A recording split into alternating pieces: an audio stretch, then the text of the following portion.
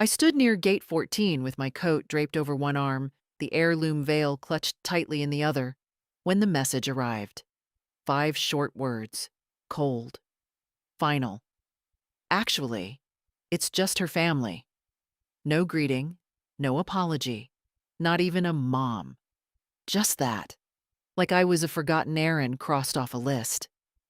The terminal noise faded around me. A woman nearby was laughing into her phone, her suitcase swinging against her calf. A child tugged on his mother's sleeve asking for candy. The world moved on, but I didn't. I stared at the screen, willing it to change, willing it to be a mistake. But the little dot that meant he was typing never came back. I didn't cry. I wanted to. My chest felt full of water and glass, something that sloshed and pierced with every breath. But I didn't cry. Instead, I sat down slowly on the metal bench, smoothing my skirt like I had anywhere to be, like dignity hadn't just packed up and flown off without me. I had paid for my ticket myself. No one asked me to, of course. I volunteered, happy to be included, happy to come. I bought a new dress. Not expensive, but neat. Midnight blue with pearl buttons. I packed the veil my mother had worn in 1947 and I in 1972, hoping his bride might find it charming. I had it cleaned, folded in tissue, tied with ribbon. There were also the gifts. A check tucked in an envelope and a locket engraved with their initials. Now all of it sat beside me in a floral suitcase with a worn handle, like some museum exhibit of wasted effort. He knew I was coming, knew I'd booked the flight, the hotel, knew I was bringing the veil. He just waited until I'd arrived, until I'd landed, until I was standing in the place I came for him. And then he erased me with a text. I opened the message again, reread it as if tone might be hiding somewhere in the white space between the letters. It wasn't. It was what it was. I zipped up my coat and rose, holding myself straighter than I felt. Maybe someone was watching. Maybe the universe was. And I was not about to let it see me crumble. The taxi line was short. The driver, a young man with tattoos curling out from under his sleeves, barely looked up when I gave him the name of a hotel I'd picked because it looked clean and quiet. He asked if I was in town for the wedding. I smiled tightly. Not anymore, I said. The ride was silent after that. The city rolled by with its palm trees and perfect skies, nothing like Minnesota. Too bright for a day like this. Too beautiful to fit the hollow I felt inside. At the hotel, I checked in, tipped the bellboy, though I usually never did, and stood in the room for a long time, not moving. The window looked out over a parking lot and a strip mall with a pharmacy and a frozen yogurt shop. Not the view I'd imagined when I'd booked it. I unpacked the veil first, laying it gently on the bed like someone fragile and asleep. Then the locket. Then the card. I placed them in a row, like evidence in a case no one would prosecute. And then I sat in the armchair by the window and stared. He wasn't always like this. That's the thing. He used to cry when I dropped him off at kindergarten. He used to make me drawings of houses with me inside and hearts over the roof. He used to sit beside me while I peeled apples for pie and ask how the sun worked. I thought. I don't know what I thought. That weddings were for family. That mothers mattered. That being the one who stayed up with him when he had the measles meant something, even now. That maybe he'd want me to stand behind him that day, quietly, with love. Instead, he erased me. And still, I didn't cry. I sat quietly until the light faded and the neon signs across the street blinked on. Then I stood, walked to the desk, took out the notepad and pen beside the phone, and began to write a list. It had 2 items on it. Cancel the transfer to James, his name. Call Margaret. Margaret is my lawyer. I hadn't spoken to her in months, but suddenly I knew exactly what I needed to say. Because if I no longer had a place at his table, I'd stop funding the feast. I folded the veil back into its box one last time. Then I placed the locket inside and sealed the envelope. Not with tears, but with resolve. The hotel room smelled faintly of lemon disinfectant and something older, old carpets maybe, or tired air. I stood at the little window with my hand on the curtain cord, watching the sky soften from gold to gray. My suitcase sat unopened at the foot of the bed, not because I'd forgotten it, because I wasn't ready to admit I was here, alone, without a purpose. I had come for my son's wedding. I had brought the veil. I had brought the gift. I had packed everything carefully. Extra stockings, my pill organizer, even a nail file in a Ziploc so it wouldn't get flagged at security. That kind of planning doesn't disappear just because someone uninvites you by text. I finally opened the suitcase. I laid things out like I was still going somewhere. Shoes on the floor, dress on a hanger, toiletries in the bathroom. And then I reached for the small wooden box wrapped in a handkerchief, nested in the clothes. The veil. It had belonged to my mother, Ruth. Handmade lace, delicate as breath. She wore it at her wedding, and I wore it at mine. I'd had it cleaned and restored, paid more for the preservation service than I'd paid for my own wedding dress. I imagined handing it to my daughter-in-law on the morning of her wedding, telling her how it came from women who stayed, who worked, who loved stubbornly. I imagined her smile. Now I ran my fingers over the fine netting. Too fine for this world, I thought. Too fine for people who send 5-word messages to erase a mother. I put it back in the box. I didn't sleep that night. Not deeply. The bed was too hard, the sheets too white.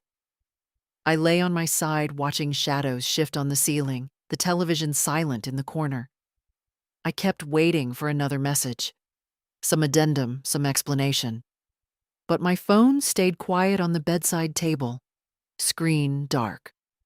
By morning, I had decided. I called the front desk and asked for the number to a local law office. The man on the phone gave me 3, his voice chipper in that way hotel clerks are trained to be. I thanked him and chose the second number on the list, just because it sounded like the kind of firm that didn't hang up on old women. They could see me that afternoon. I confirmed the time, dressed with care, and packed the veil back into the box one final time. I left it on the desk with a note.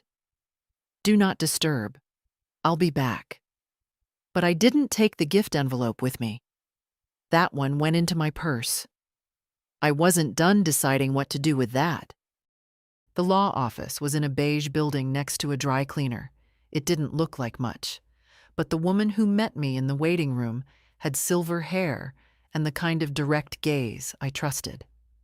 "Ms. Whitney," she said. "I'm Anne." "I need to update my will," I said, without preamble, "and establish a trust."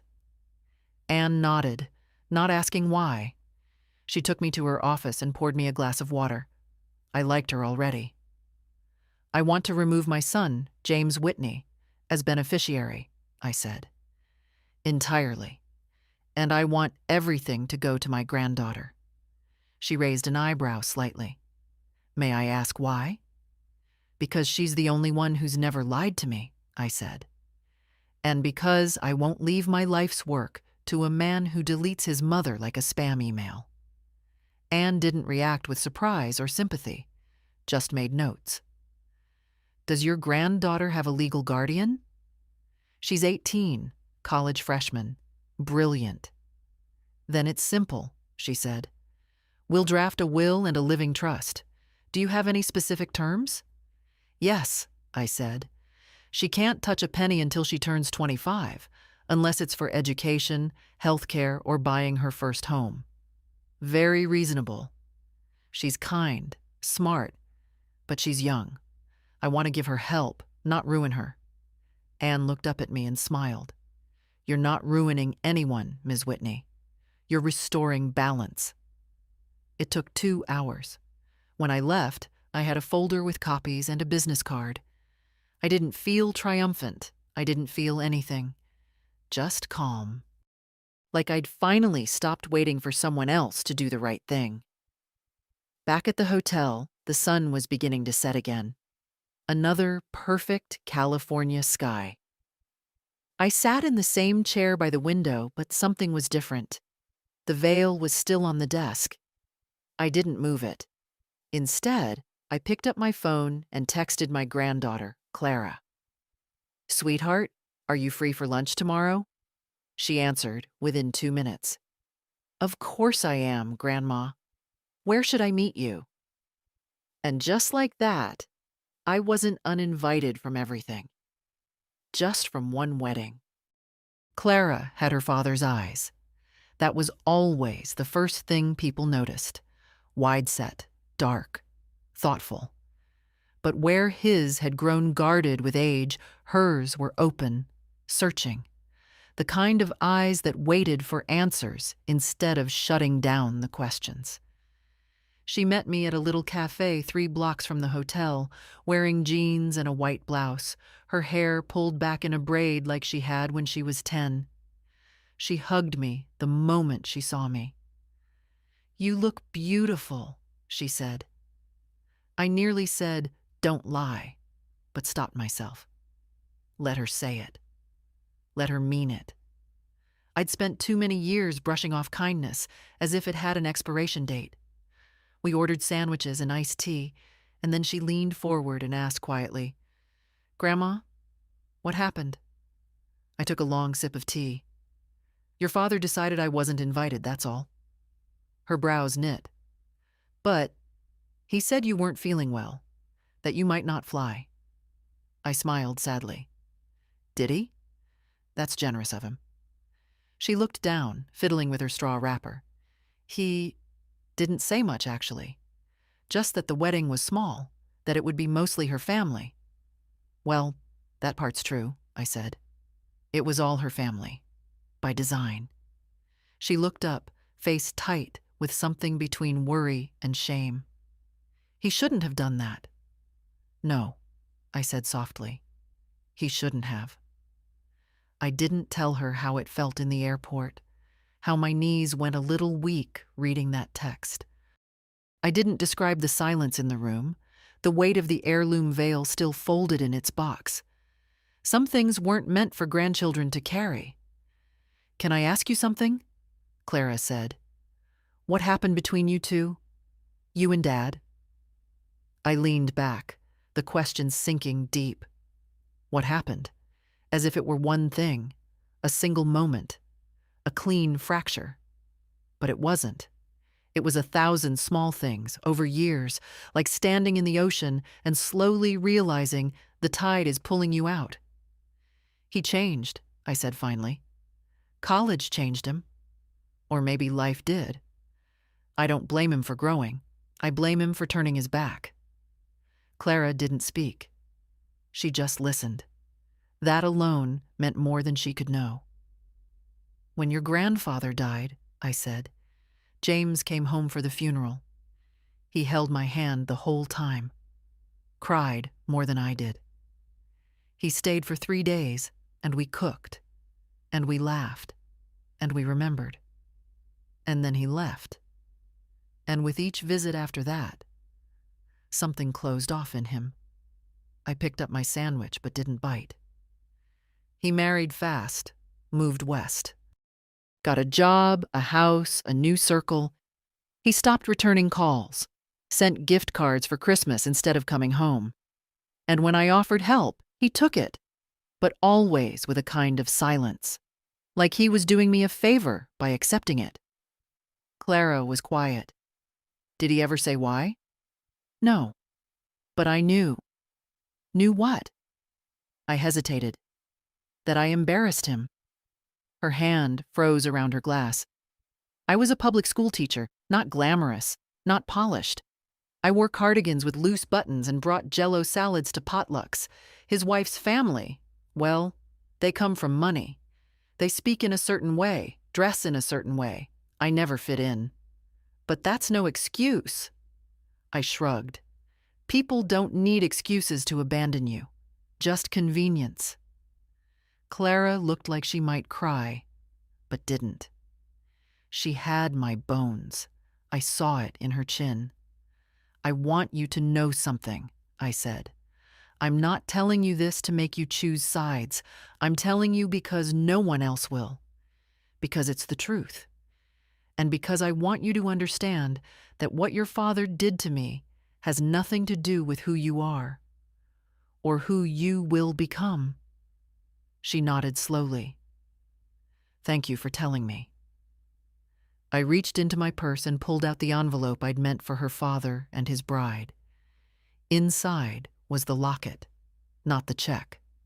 That was already being rerouted. I brought this for the wedding, I said, but I think I brought it for you. She opened it gently. The locket was small and gold, engraved with delicate initials, C.W. and L.W. Clara Whitney, and long ago Louise Whitney, my mother-in-law. Inside, a photo of Clara at 5 and one of me at the same age. She blinked fast. I don't know what to say. Just say you'll keep it, I said. I'll keep it. The check would go to the trust. The veil would go back in the closet. But this moment, was enough. I had thought I'd lost a son. But I'd found a truth, and a granddaughter who saw me. And that was something to build on. My husband died on a Wednesday. It was early spring, one of those bright mornings when the world feels too alive for grief. The daffodils were just starting to poke through the soil by our porch. I remember because I'd noticed them that same morning, bending to touch one, thinking how stubborn they were.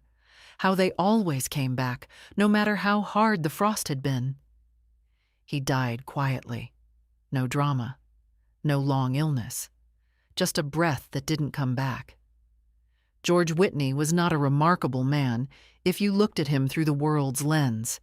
He sold insurance, drove a Dodge, made his coffee too weak. But he loved me with a steadiness that outlasted every disappointment life handed us. When my mother passed, he held my hand for 6 straight hours. When I lost the baby before James, he came home from work and just lay beside me until I slept. We were married for 34 years. Not all of them easy, not all of them kind.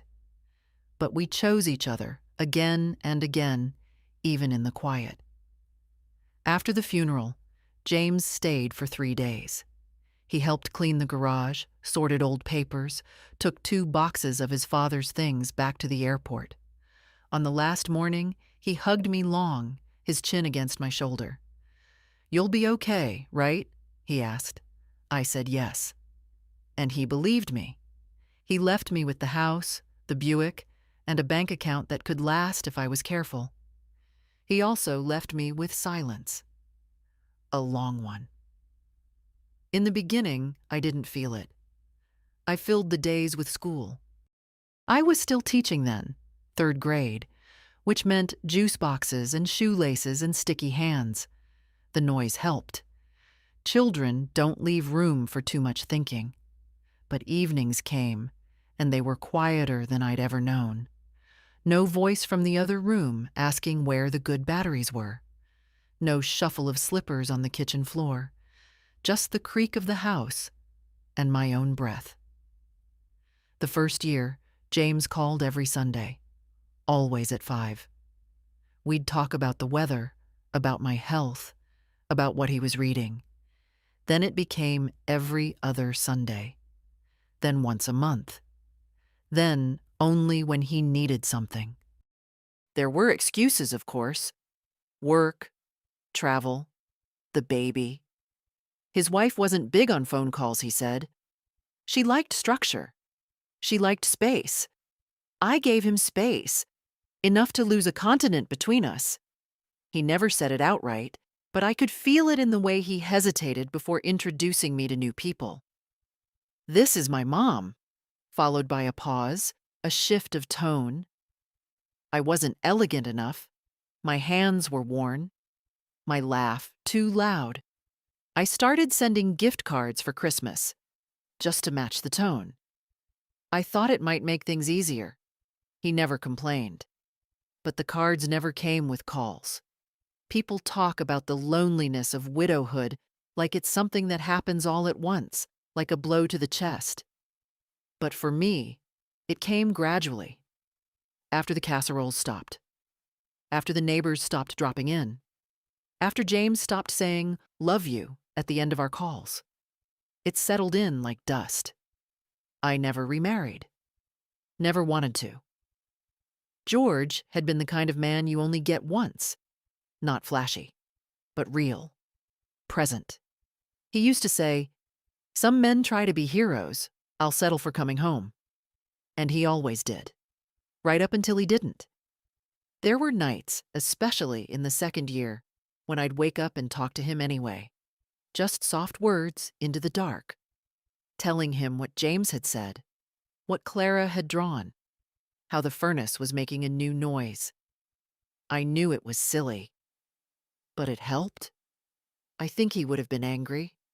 Not at James exactly, but at how easily a son can forget who taught him to tie his shoes, who cleaned up his throw-up at midnight, who ran after his bike, cheering the first time the training wheels came off. George would have said, "Mary, don't let him treat you like this." I used to answer out loud, "It's just how he is now." But now, I don't know. Now, sitting in this hotel room with the veil boxed up, the will rewritten, and Clara drinking iced tea with her knees curled under her like a girl half her age, I wonder if George was right. Maybe I let it go too long. Maybe I excused too much.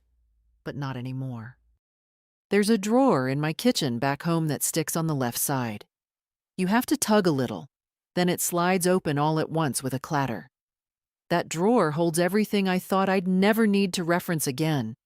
Receipts, bank letters, photocopies, old warranties, and a folder labeled James. I started it when he got married. At first, it was just for organization. I didn't want to forget what I'd given or promised in case he ever asked. But over time, it became something else. A record, maybe. A quiet ledger of what it cost to stay in someone's life when love wasn't enough. The first paper is from 2003, a $12,000 check, down payment for their first apartment. He said it would be temporary, just until they got on their feet. They moved out a year later, into a condo his in-laws helped finance. No one mentioned my part. Next is a credit card payoff. $6,800.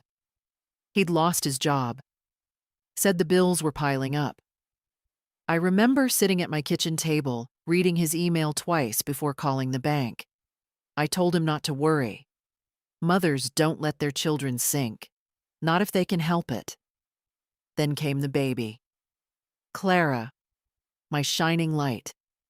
When she was born, I offered a college savings account. He said it was too early, that they'd set something up on their own. They never did. Instead, the folder holds receipts for diapers, a stroller, a hospital bill that somehow didn't get covered. I sent money for each without asking questions. In 2011, a torn knee ligament. He didn't have enough PTO, he said, and the insurance deductible was high. $2,300. I wired it the same day. In 2015, their car broke down. Not the fancy one his wife drove. The older one for errands. I covered the repairs. $120. A year later, the roof leaked. He called in the middle of the night.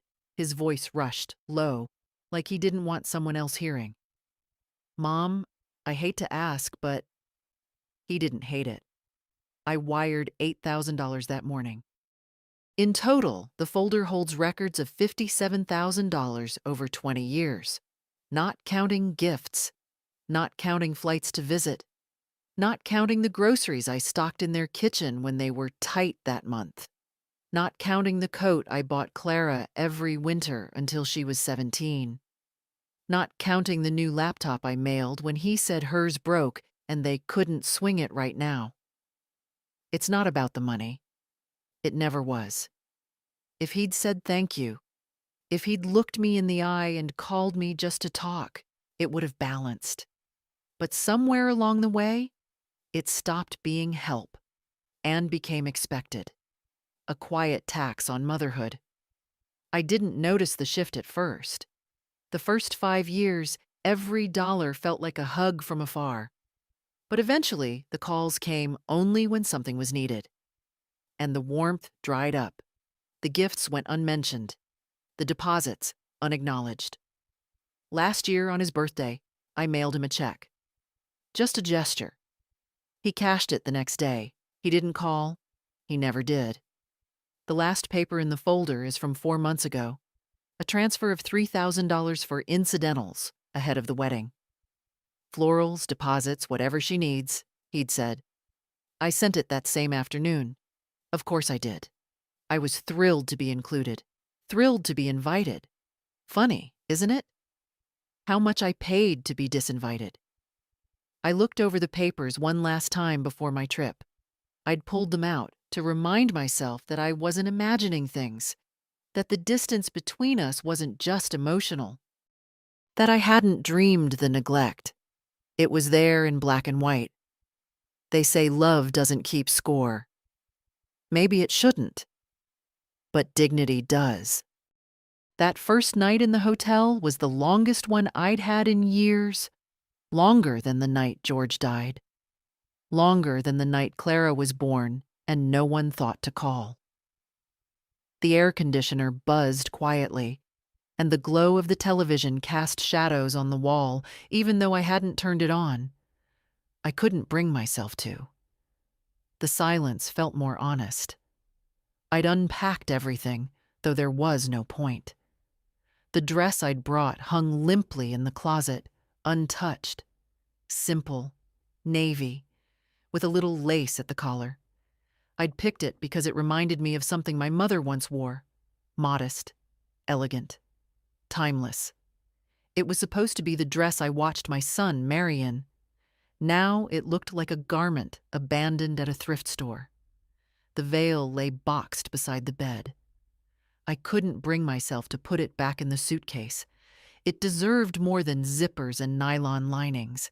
It had survived generations, and I had brought it here with hope.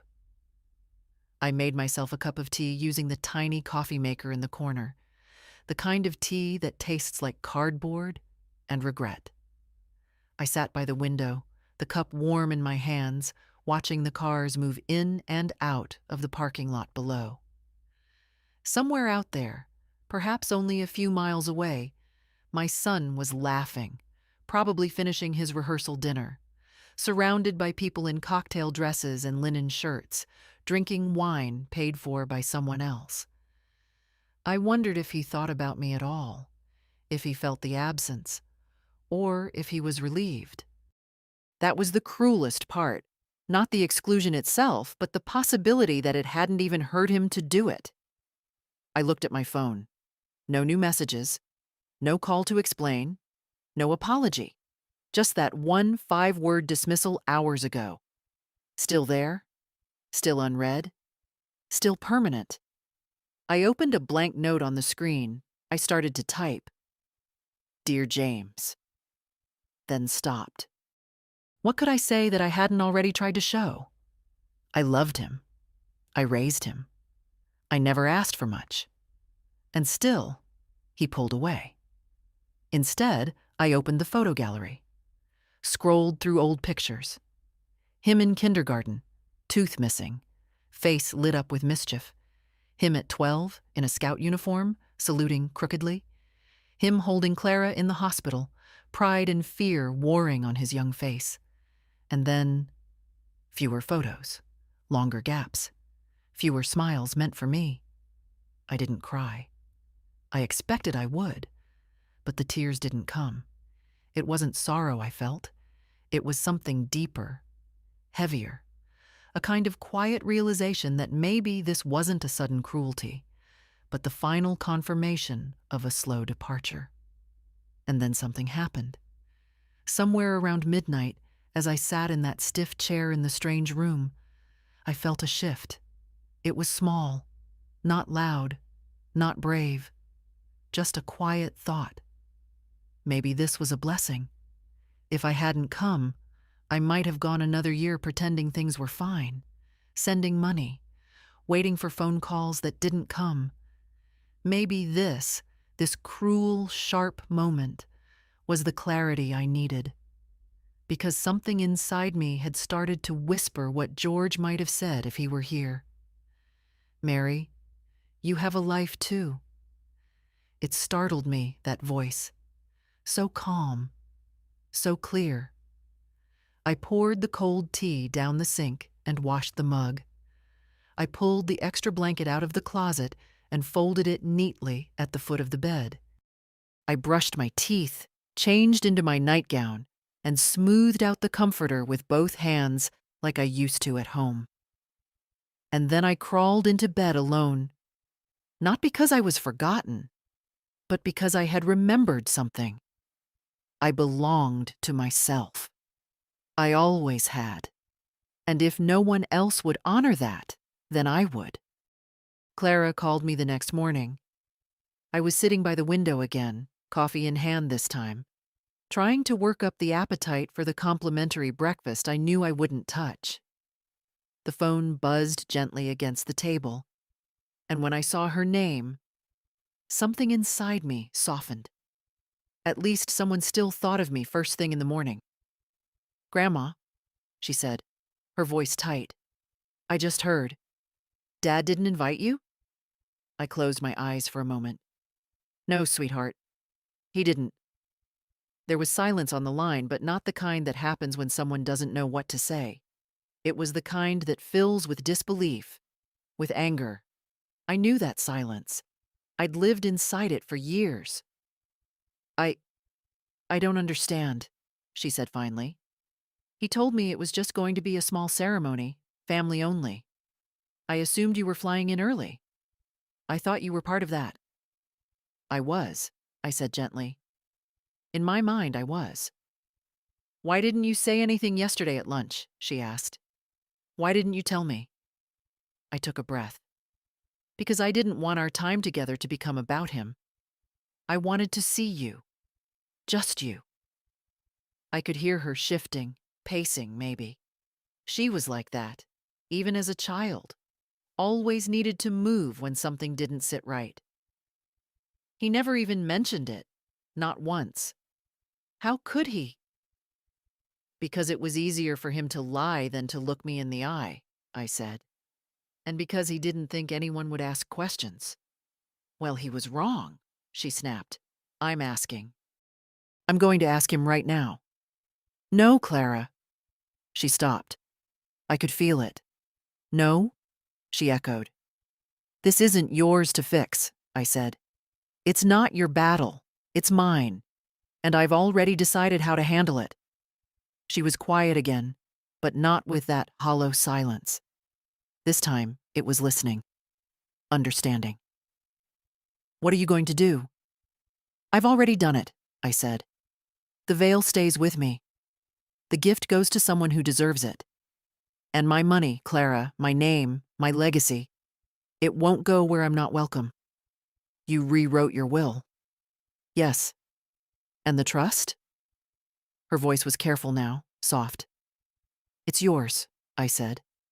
"Not because you asked, not because you're blood, but because you've never treated me like a burden."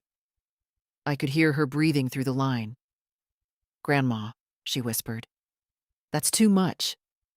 I don't need—" "I know you don't," I said. "That's the point. You've never once made me feel like I owed you anything. That's why I trust you with it." She didn't speak for a long while, and when she did, her voice was steady, but thick. "I'll make you proud. You already do." A knock sounded at her end. Someone calling her, probably. Her father, I guessed. "I have to go," she said. "But can I see you again? After the wedding?" "I'd like that." "No," she said firmly. "I mean it. I want to stay close. I want to know you, really know you." And that, after everything, was the gift I hadn't dared to hope for. After we hung up, I sat still for a long time. The coffee had gone cold again. The world outside was waking up. Somewhere, James was tying his tie, checking his reflection, making jokes about florists running late. And he had no idea that his daughter had just stepped quietly away from the narrative he'd written. No rebellion, no scene, just a quiet, clear step. And maybe that was enough. The call to the bank wasn't impulsive. It was deliberate, measured, like setting down a heavy box you've carried too far for too long. I waited until mid-afternoon, when I knew the lines would be quieter. I'd checked the time difference. Minnesota was 2 hours ahead, and dialed the number printed on the back of my debit card. Not the mobile app, not the website. I wanted to speak to a person. I wanted to hear it said aloud. "Thank you for calling Northern Prairie Bank," the woman chirped. "This is Rachel. How can I assist you today?" "My name is Mary Whitney," I said. "I need to review and cancel all scheduled external transfers from my accounts, and I want to revoke a linked authorization." There was a short pause. I could hear her typing. "Certainly, Mrs. Whitney. I'll just need to verify a few details before we begin." I answered her questions without hesitation. Birth date. Last 4 digits. My childhood pet's name. Samson. A Labrador, loyal to the end. Unlike some. Once I was verified, her tone shifted slightly, more respectful. "I see there are currently 3 scheduled recurring transfers. One to a James Whitney, monthly, for $850. One quarterly for $2,000 labeled household support, and one annual disbursement of $5,000 set for next month. I want them all canceled," I said. "Permanently?" "Yes, and I'd like to revoke any access he has to view or request changes to my account." Rachel hesitated. "He's listed as a secondary contact on your online banking, with permissions to initiate but not finalize transfers. We can remove that access immediately." "Do it." She typed again. "Done." "May I ask, just for our records, should we mark this as fraud, family reassignment, or personal change of circumstances?" "Call it clarity," I said. Silence. Then quietly, "Understood." I asked her to email me the updated confirmation, and she did so within minutes. I read every line, every canceled dollar, every severed link. There it was. Tangible. Real. For 20 years, I had subsidized his life like a silent investor in a company that never listed me on the board. Rent, bills, emergencies that turned into patterns. I did it because I was his mother, because I thought that's what love meant. But it's not love when only one person shows up. It's not family when the calls come only with conditions. And I'm not an ATM. That night, I took out the folder labeled James from my suitcase. I had packed it on instinct, not knowing if I'd need it. Now, I opened it one last time. Each sheet felt heavier now. Not because of the money, but because of the silence that had followed each transaction. No thank you. No calls. Just quiet withdrawals. I stacked the papers neatly, placed them back in the folder, and slid it to the bottom of my suitcase. I would shred them when I got home. A new ritual. Not one of erasure, but of release. In the silence of the hotel room, I lay back on the bed, hands folded over my stomach. I didn't feel angry. I didn't feel bitter. I felt clean. The kind of clean that comes after you finally speak the truth out loud. Maybe James would call when he noticed. Maybe not. But for once, I wouldn't be waiting. The next morning, I walked, not because I had somewhere to be, not because anyone expected me, but because the air felt good on my skin and I needed to remember what it meant to move without purpose, just for the sake of feeling alive. The hotel was near a small downtown square, the kind with benches and old trees that had survived half a dozen sidewalk renovations. I passed a bookstore with a wooden sign that creaked gently in the breeze. A woman my age was arranging paperbacks in the window, humming to herself. Across the street, a little boy tugged at his father's hand, pointing at something in the bakery window. The father bent down, nodded, laughed. They walked in together. I stood watching them longer than I meant to. Years ago, that had been me and James. A cold day in Minneapolis, a coffee shop on Hennepin Avenue. He was 4, wanted a cinnamon roll bigger than his face. I said no. He pouted. I caved. He licked the frosting first, and we both laughed when it stuck to his nose. I hadn't thought about that moment in years. The ache surprised me, not because it was painful, but because it wasn't. It was warm, a good memory, untainted. There were so many of them, scattered like pennies I'd forgotten I'd dropped. We'd had good years, before college, before pride, before the world started measuring people by polish and pocketbook. Maybe that was the hardest part, knowing the love had been real once, that it had eroded not because of hate, but because of distance and neglect. Like a house left unattended until the roof buckles and no one remembers how to fix it. I turned down a side street with blooming jacarandas. Their petals fell like violet confetti on the sidewalk. I picked one up, held it between my fingers. So fragile, so persistent. I passed a bridal shop. The mannequins wore gowns heavy with beading and illusion sleeves. In the center, a young woman in a pale green dress was adjusting the train of another, pinning the back. I watched through the glass. She wasn't my daughter-in-law, and that wasn't my veil. But for a moment, I let myself pretend. In another world, maybe I had helped her pick it. Maybe I'd sat in a chair in that same shop, clasping my hands in my lap, blinking back tears as she turned toward the mirror. Maybe she'd reached for me.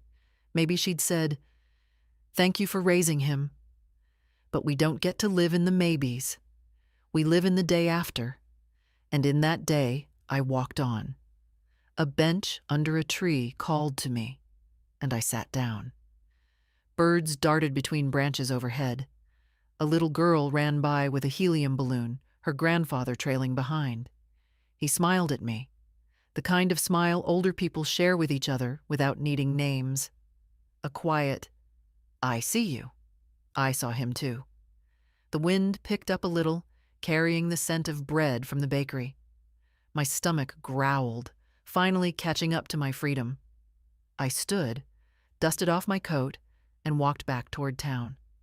I stopped in that bakery, bought a cinnamon roll. I told the woman behind the counter, "Make sure it's got too much frosting." She laughed. Back in the square, I sat again and ate slowly, tearing off pieces, watching the world pass by. No one knew me here. No one expected anything. And yet, for the first time in days, maybe years, I felt more seen than I had at any family gathering. Sometimes dignity doesn't come with grand statements or door-slamming ultimatums. Sometimes it's a woman eating a cinnamon roll on a bench, savoring her own company, while her bank account breathes free and her heart finally beats without apology. The law office was quiet, tucked above a real estate agency in a 2-story building with green trim and peeling paint. No reception desk, just a brass plaque on the door. Chambers and Reed, attorneys at law. The kind of place that didn't waste money on appearance, and I liked that. Anne opened the door herself. She wore the same navy blazer, the same composed expression. She offered me a seat and poured water into a thick glass. I didn't need it. I wasn't here to soften anything. "I've reviewed the documents you signed last time," she said, placing a neat stack of papers in front of me. "We've removed your son as a beneficiary and added your granddaughter as the sole recipient of the living trust and estate." I nodded. "Good." "Would you like to include a letter of intent?" she asked. "Sometimes it helps clarify choices if anyone contests." "No one will," I said. "He won't fight for something he didn't know I still had." She raised an eyebrow slightly but didn't push. "All right. We've also drafted the irrevocable trust, as you requested. The terms specify access for education, housing, or medical expenses until age 25, after which Clara has full control." "Perfect," I said. "She's responsible, but I want her to earn the rest, not expect it." Anne tapped the folder, then folded her hands. "Would you like to include a clause preventing James from contesting or attempting to access the trust?" "Yes." "Done." The pen in my hand felt heavier than I remembered. Signing those papers wasn't hard. It wasn't even sad. It felt like writing a final chapter that had been waiting, half finished, for years. I signed each line, my name steady and sure. M. Whitney. Again. Again. When it was over, Anne gathered the papers and sealed them in a blue envelope. "Would you like me to notify your son?" she asked. I thought about it. "No," I said. "Let the silence speak." She slid the envelope into a drawer. "Then we're finished." As I stood to leave, she placed a hand gently on my arm.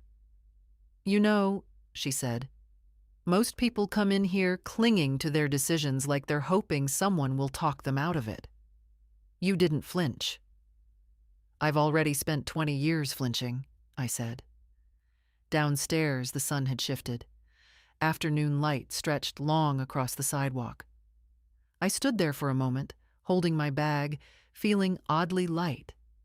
I hadn't just changed names on a document. I'd rewritten the legacy of my own story. James would be fine. He always was. His wife had family money. They'd navigate the mortgages and expenses. Maybe he'd be angry. Maybe not. But I wasn't afraid of that anymore. I hailed a cab. The driver glanced at me in the rearview mirror. "Anywhere in particular?" "Back to the hotel," I said. "I have a cinnamon roll waiting." He laughed. And for once I did too. I didn't want to write him anything. That was the truth. There was something satisfying about silence. Letting absence do the work. Letting unanswered questions hang in the air like smoke that never clears. But silence, I've learned, can also be cowardice. And I wasn't afraid of James. Not anymore. So that night, after the sun dipped behind the low line of shops across the street, I sat at the little desk in my hotel room, pulled out the hotel stationery, cream-colored with a faint blue border, and uncapped a black pen. Not a text, not an email, ink on paper. I started with his name. James, not Jimmy, not sweetheart, not the name I whispered over crib rails when he was teething. Just James. The man. The son who had made a decision and now would hear mine. I paused, then wrote. "I arrived Thursday, as planned. I brought the veil, the gift, and the dress you'll never see. I sat at gate 14 with a suitcase full of history and hope, and I received your message just before baggage claim. 5 words. Actually, it's just her family." I waited. I thought perhaps it was a mistake, that you would follow it with another. "I'm sorry. We'll figure it out. Please still come." But nothing came. So I made my own plan. I stayed in a hotel. I walked the city. I watched strangers be kind to each other. I ate a cinnamon roll alone on a bench and felt more dignity than I have in years. I thought about what it means to be a mother. I thought about what I gave you: my time, my body, my money, my stories. I remembered staying up all night with you during fevers, making birthday cakes shaped like dinosaurs, driving to spelling bees and soccer games and piano lessons. You were never unloved. You were never unsupported. And yet, somewhere along the way, you decided that I no longer fit the image you wanted, that I was too plain, too small town, too much like where you came from, and not enough like where you were going. I don't begrudge you your success. I wanted you to have everything. But I never expected that in giving you that freedom, I would lose my place in your life entirely. I wasn't angry when you sent the message. I was empty. And then surprisingly, I felt relieved. Because finally, I had permission to stop waiting, to stop sending checks and quiet love and photos that went unreturned, to stop wondering what I had done wrong. It wasn't what I did. It's what you chose. You chose not to invite your mother to your wedding. Not out of cruelty, perhaps, but out of discomfort. You didn't want to explain me. You didn't want to fold me into your curated life. So I will not be folded. Instead, I've opened something new. I've canceled all future transfers and removed your access to my accounts. I've rewritten my will. Clara is now the sole beneficiary of my estate.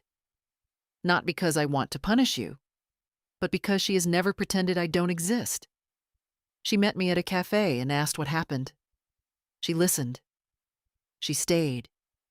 She cared. You used to be that boy. Maybe one day you'll want to find him again. If you do, I won't slam the door. But I won't stand in the doorway either, holding a tray of forgiveness for someone who hasn't asked. Your absence at your own wedding may not have looked like a chair left empty, but it was. Mine. And now that I've filled it, with my own self, my own voice, I'm not giving it back. I wish you peace, and I wish you honesty. The kind that starts when you look in the mirror and ask, what did I choose? Love, because I never stopped. Mom, I read it twice before folding it. No rage, no theatrics, just truth, weighty and clear. I slipped it into an envelope, wrote his name on the front, and left it on the corner of the desk. Not for mailing, not yet. But it existed now, like a stone placed gently on a grave, not to mark a death, but to say, I came, I remembered, and now I can walk on. The morning of the wedding dawned like any other, sunlit, clean, with a breeze that tugged gently at the palms outside my window. No fanfare, no ache, just morning. I had no invitation, no seat among the rows of white chairs, but I knew the time, knew the place. Clara had mentioned it once without realizing what she was giving away. So I dressed. Not in the navy dress I'd brought for the ceremony, but in a soft gray blouse and slacks. Comfortable, clean, appropriate for sitting in a garden, watching life go on without needing to be part of it. I took a taxi. The venue was a private estate on a hill, the kind of place that photographs well. Stone pathways, arched hedges, pale roses blooming too perfectly to be real. The gates were open, guests filtering in, all pastels and linen and laughter. I didn't go inside. There was a bench across the street, shaded by an old jacaranda tree. I sat there, veil in my bag, hands folded, quiet, not hiding, just witnessing. A man parked a golf cart near the entrance. Two women in matching silk dresses adjusted each other's hair. A young couple posed for a selfie beside the ivy-covered arch. I could hear the distant murmur of music warming up, strings soft and pleasant. I watched them arrive, each one oblivious to the woman across the street who'd paid for more than one of their champagne flutes. I saw James, too. He stepped out of a black car, tall and polished, laughing at something the best man said. His tuxedo fit him perfectly. His hair was combed the way I used to do when he was 5, parted to the side, smoothed with a little water. He didn't look toward the street, didn't glance back, as if the world behind him had never existed. I wasn't angry. I thought I might be. That seeing him in his final act of exclusion might break something in me. But all I felt was distance, the kind that doesn't hurt anymore. A woman in a pearl pink gown approached him. The bride, I assumed. Her smile was radiant, practiced. She looped her arm through his and said something I couldn't hear. He nodded. They walked toward the archway, guests rising, and I stayed on my bench, invisible and whole. Somewhere inside, vows were being exchanged, promises made, toasts prepared.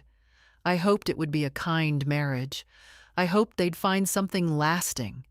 But I wasn't part of that story. Not anymore. The ceremony lasted 22 minutes. I know because I counted. Birds came and went. A dog barked in the distance. Someone spilled what looked like white wine on their shoes. And then the applause came, loud and cheerful. People filtered back down the walk. Music picked up. Cameras clicked. James posed with his in-laws, with friends, with the officiant. Not with me. Never again with me. I stood up then, quietly, smoothing my shirt, brushing a few petals from my lap. I didn't feel bitter. I felt untethered. There's something powerful about seeing a moment you were excluded from and realizing you survived it. I turned away from the estate, walked back toward the city, past shops, past the cafe where Clara and I had met, past strangers who smiled at me like I belonged. And I did. Because sometimes, family isn't who invites you to a wedding. It's who meets you the next day for breakfast, just to hear how you slept. Clara met me the next morning. She didn't wear makeup. Her hair was in a loose bun, and she looked tired in a way that had nothing to do with sleep. But when she saw me, she smiled. Not politely, not out of guilt, but with something quieter. Relief, maybe, or recognition. We sat outside a small cafe near the park, the same one where we'd met before, though we didn't mention it. She ordered tea. I asked for coffee. Strong. For a while, we just sat. The hum of morning life moved around us, dishes clinking, bikes rolling past, someone's dog yipping at pigeons. How was it? I asked gently. She blinked. Strange. How so? It all looked beautiful. Perfect, really. But it felt thin. I nodded, letting her find her words. No one mentioned you, she said. Not once. I kept waiting for it. For someone to say, too bad Mary couldn't be here, or even just ask where you were. But they didn't. That doesn't surprise me. She bit her lip. I wanted to say something. I almost did, during the toasts. But I didn't want to make it about me, or you, or anything. You did the right thing, I said. No, I don't think I did. I just did the easy thing. I looked at her carefully. Her eyes were red-rimmed, but steady. That Whitney steadiness. It skipped her father but came through in her. You're not responsible for my pain, Clara. I know, she said, but I still felt it. She pulled something from her bag, a folded napkin. Inside was the locket. She laid it on the table between us but didn't push it toward me. I brought it with me yesterday. I kept it in my dress pocket the whole time. That's not a pocket piece. I know, she smiled, but it felt right, like I was carrying you with me. I touched the locket gently, then slid it back toward her. It's yours, I said. Not just to keep, to wear, to carry forward. She looked down at her tea. I think Dad knows I'm upset. He tried to joke with me last night, but I barely answered. You don't have to choose. But I already have, she said quietly. Not sides, just truth. I know who's honest with me. I know who sees me. I felt something shift in me then. Not triumph, not victory, just healing, like a door long swollen shut, finally creaking open. I wish I could promise it won't get harder, I said. But it might.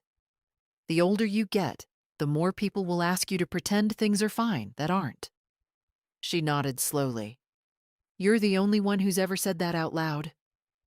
I reached across the table and held her hand. You don't owe anyone silence. She squeezed back. Neither do you. We sat like that until the sun got too warm on our shoulders, until the tea cooled, until the waitress came by and smiled, saying, You two look alike. And for the first time in years, I believed it was a compliment. Because I wasn't just someone's forgotten mother. I was Clara's grandmother, and that was more than enough. I flew home on a Tuesday. Same airline, same suitcase, but everything felt different. The air in the terminal didn't press against my chest like it had days before. My steps were slower, but steadier. I wasn't leaving anything behind. Not really. I was taking something with me, something I hadn't known I'd needed. The end of pretending. The flight was quiet, a few businessmen scrolling through slides, a couple with a toddler between them, dozing against each other's shoulders. I read a book I didn't finish, stared out the window, ordered tomato juice just to taste something real. The Minneapolis sky was soft and low when we landed, not dramatic, not cold, just honest, the kind of gray that asks nothing of you. A cab took me home. The driver didn't speak much, and I didn't fill the silence. The streets looked exactly as I'd left them. That was a comfort, not a disappointment. When I stepped through my door, the familiar creak greeted me like an old friend. The house smelled faintly of dust and lavender cleaner. Nothing had changed. And yet, everything had. I set my suitcase down gently and walked through each room like I was seeing it new. The kitchen, with its chipped tile. The living room, where George's chair still sat beneath the reading lamp. The bedroom, where the photo of him and James as a toddler still rested on the nightstand. I didn't touch it. Didn't turn it down. I just let it be what it was. A moment caught in time, not erased by what came after. I made myself tea. Not hotel tea. My tea. Chamomile and mint, with a spoonful of honey and the mug that said, World's Okayest Mom.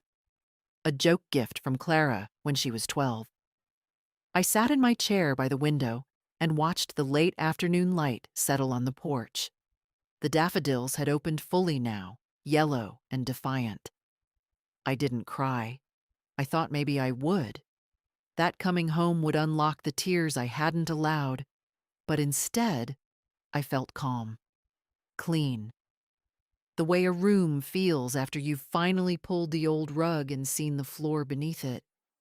Later, I went to the drawer. The one that sticks on the left. I opened it, pulled out the folder marked James. I sat at the table, turning each page over one last time. Receipts, transfers, notes. Each one a quiet record of a love that had expected nothing in return and received exactly that. I took the shredder from the hallway closet. I fed the pages in slowly, one by one, not with spite, with peace. This wasn't punishment. It was pruning. What doesn't grow gets cut back. When I finished, I emptied the bin into a paper bag and set it by the back door to go out with the trash. It felt light, considering how much of my life had just passed through those blades. Then I opened the small linen closet and reached for the box. The veil. I laid it out on the bed, careful as always. Ran my fingers over the lace. I didn't cry then, either. Instead, I smiled. The veil had been worn by strong women.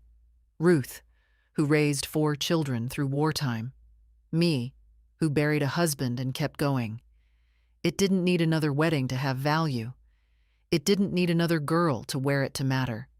It had already done its work. I folded it back into its cloth, tied it with the same ribbon, and placed it in the cedar chest. Maybe Clara would want it one day. Maybe not. I wouldn't ask. That choice would be hers, the way this week had finally been mine. Before bed, I opened my phone. A single message from James. "Hope you're doing okay. Ceremony went well." I stared at it a long while. Then I deleted it, not unanswered, not angry. Just unnecessary. I climbed into bed. Same side. Same blanket folded at the foot. I turned off the light, let the quiet fill the room, and breathed. No one was going to rewrite the past, but I had rewritten my place in the present. And in the morning, the daffodils would still be standing. So would I. It's been 3 months since the wedding. The seasons turned slowly here, as they always do. The trees shifted from pale green to that fuller, heavier shade they wear just before the heat sets in. My garden's blooming again. Lilacs this time, and some stubborn tulips I thought wouldn't return.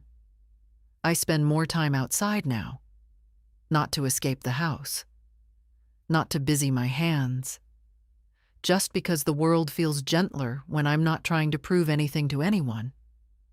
I water the plants, watch the neighborhood kids ride their bikes too fast, bake small things no one asks for, and I rest. I rest in a way I hadn't realized I'd forgotten. Sometimes Clara calls. Sometimes she comes by. We don't talk about the wedding, not anymore. We talk about her courses, the book she's reading, a boy she's not sure about. She brings coffee sometimes, leaves wearing one of my old cardigans. Always says thank you. Always hugs me longer than needed. That's our rhythm now, not a replacement, a beginning. James hasn't called, not since that message I never answered, and I don't expect him to. I don't need closure anymore. That's the thing no one tells you. Sometimes the answer isn't reconciliation, it's release. Letting go without bitterness. Stepping out of someone's shadow and realizing the sun still finds you. I've been cleaning out drawers. Not because I'm preparing to leave, but because I finally want to live in a house that holds only what serves me. I gave away 4 coats, 2 vases, 3 boxes of Christmas lights I don't have the ladder to hang anymore. It feels good to unburden without mourning. I found an old photograph yesterday. Me and James at the lake. He was maybe 9. I had a bandana around my hair and sunglasses too big for my face. He's holding a fish, grinning wide, his hand in mine. I didn't cry. I just looked. He was a good boy once, and I was a good mother. That much, no wedding can erase. I put the photo in a drawer, not to forget, but to stop waiting for it to come back to life. Some memories are best left quiet, like dried flowers pressed in a book. You don't need to hold them every day. It's enough to know they're there. And if you've read this far, I'll tell you the truth. I'm not sad. Not in the way people expect. I grieved my son long before that text. What I feel now is lighter. Like I've stepped out of a room that was dim for years, into the honest morning light. It doesn't mean I don't love him. It means I love myself more now than I used to. That's the gift I gave myself this year. Not revenge, not retribution. Dignity, ownership, silence. Chosen rather than endured. And if you, sitting wherever you are, reading this, have ever felt pushed aside, erased, or uninvited by the very people you built your life around, Let me tell you something simple. You are still the author of your story. They don't get to write your ending just because they stopped reading halfway through. Stand up. Sit tall. Shred the old accounts. Wear the dress anyway. Eat the cinnamon roll. Speak the truth, even if it shakes. And if they didn't save you a seat, pull up your own chair or walk away entirely. But don't you dare believe you're disposable. You are not. You are the root they grew from. And you, my dear, are allowed to grow again on your own terms, in your own light. If this story moved you, share it. Tell someone who needs to hear it. Leave a comment. Say, I see you. Because I promise, someone is waiting for those words. And if you've ever sat alone at the airport with a suitcase full of love and nowhere to place it, know this: you're not the only one. And you are never, ever too late to begin again.